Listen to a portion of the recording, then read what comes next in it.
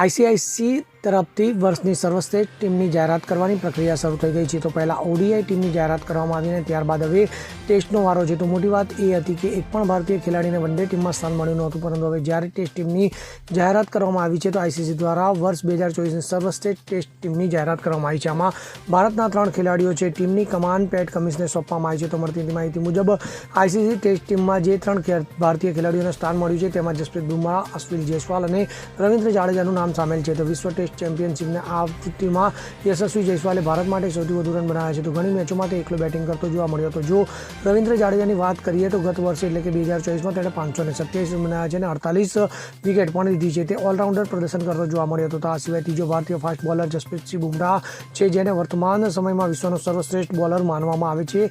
તે છેલ્લા વર્ષનો સર્વશ્રેષ્ઠ ટેસ્ટ ક્રિકેટર રહ્યો છે. Bureau report, CN24 news.